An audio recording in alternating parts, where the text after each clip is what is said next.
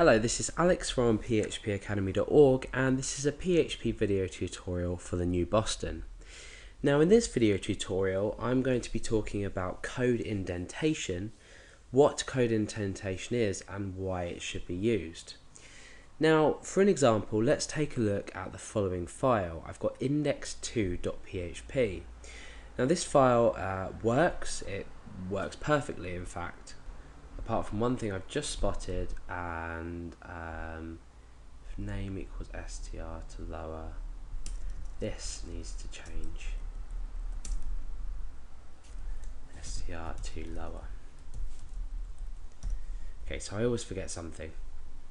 Okay, so the file that we're looking at now works perfectly. Let's go ahead and open our browser and test it. Okay, so let's open that up. Okay, so it says you're over 21, yes, 1 is equal to 1. So let's go back to our code and see why. So if the name, the string name to lower, blah, blah, blah, it doesn't really matter what the code looks like, is equal to Alex, then do this, echo this part of the code, otherwise say you're not Alex. So if we change this name here to say Dale, and we refresh, it says you're not Alex. So the code works, that's essentially all we need to know for now.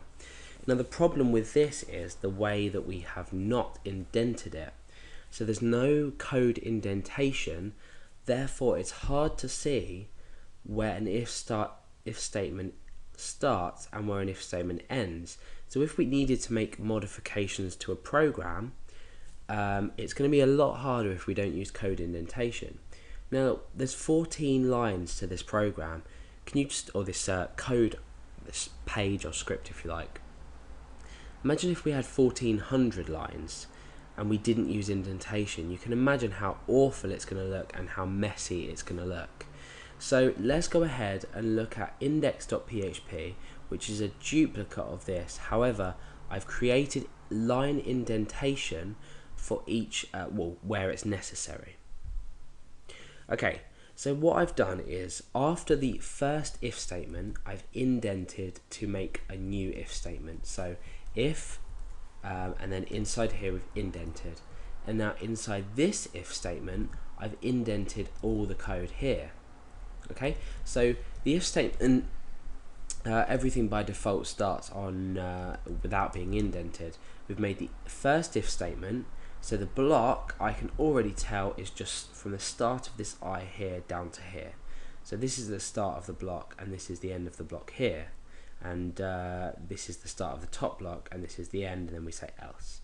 So inside of this block here where we're saying is age greater than or equal to 21, this is inside. And we can automatically tell that because we've got straight down here, straight down here, and straight down here. And then we've indented just the echo inside of here.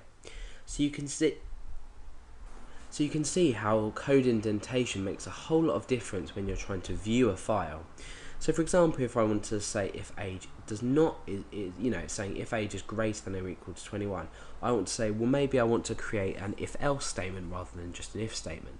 Let's go down and we can automatically see that's the end of the block, and we can start typing on here. My text editor automatically indents for you. I think Notepad++ is a lot better at this than Context, as well as a variety of other editors. But now we can just type in something here, not over 21 for example, and when we change this to say 16, we know that our program is going to work because we've already seen the indentation, and we've created the code. We've created the program to work according to these, and the indentation just makes everything a lot easier to see. So always use indentation in your code. It's part of the coding standards, which is very important when you're looking at code, especially when you're going to be distributing code or you need other people to read code. You may understand how your code works and it may work in fact, so you might think, why do I need to indent and everything like that? Well, the answer is that if other people do need to see your code, or if you need to make quick modifications to your code, it's going to be a lot easier to see if you've used indentation.